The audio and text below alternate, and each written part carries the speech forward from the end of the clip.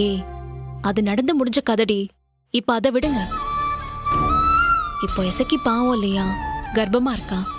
இந்த நேரத்துல சந்தோஷமா இல்லாம அழுதுட்டு இருக்கா. அப்படி இருக்கலாமா? எங்களுக்கு மட்டும் சந்தோஷமாவா இருக்கு? அதுக்கு நாம என்னட்டி செய்ய முடியும்? நாம சொன்னா மட்டும் அண்ணே எசக்கி கிட்ட பேசிருமா? இல்லடி, இப்ப எனக்கு ஒரு ஐடியா இருக்கு. என்ன மைனி? உங்க எல்லாருக்குமே சண்முகம் தானே அம்மா மாதிரி. அப்ப மதர்ஸ் டேக்கு உங்க அண்ணனை வச்சு கேக் வெட்டி கொண்டாடிடலாமா? நல்லா இருக்கத்தா. அட, இது சூப்பர் ஐடியாவா இருக்கே. நான் உடனே போய் கேக் வாங்கிட்டு வரேன். ஏய், இருடி. இங்க வச்சு கேக் வெட்டினா அதுக்கு எசக்கி வர முடியுமா? இல்ல அவ வந்தாதான் உங்க அண்ணன் சும்மா விட்டுருவானா? அப்போ எங்க வச்சு கேக் வெட்டுறது மைனி? எங்க வச்சு கேக் வெட்டுறது, யார் யார கூப்பிடணும்னு எல்லாத்தையும் நான் பக்காவா பிளான் போட்டு வச்சிட்டேன்.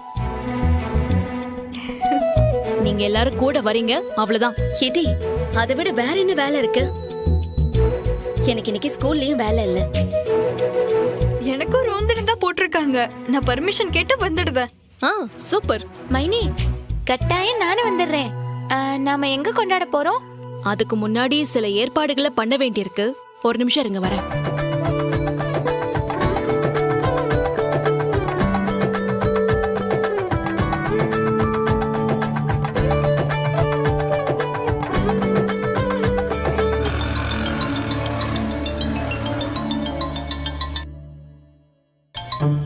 சொல்லுங்க டாக்டர்மா. சண்முகம் என் கூட இல்லையேம்மா? அண்ணன், நான் அதுக்காக ஃபோன் பண்ணல. இது வேற ஒரு விஷயம், முக்கியமான விஷயம். நீங்க உடனே வீட்டுக்கு வர முடியுமா? இதோ 10 நிமிஷத்துல வந்துடும்மா.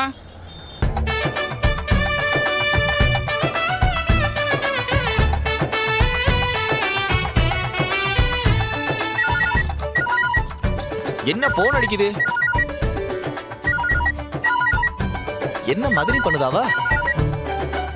ஹலோ மதினி, சொல்லுங்க. நான் கடையை திறக்க போய்கிட்டு இருக்கேன். என்ன வீட்டுக்கு ஏதாவது வேணுமா? டேய், நீதான் வரணும்டா. நான் எல்லாம் அப்புறமா சொல்றேன். நீ உடனே இப்போ கிளம்பி வீட்டுக்கு வா. ஐயோ, என்ன சொல்லுதீங்க? வீட்ல யாருக்காவது உடம்புக்கு முடியலையா?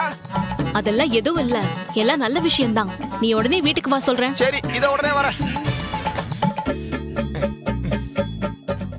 வண்டி திருப்பலாம் நேரம் இல்ல, தூக்கி வச்சிட வேண்டியதான். ஏய், இப்ப என்ன பண்ண போற?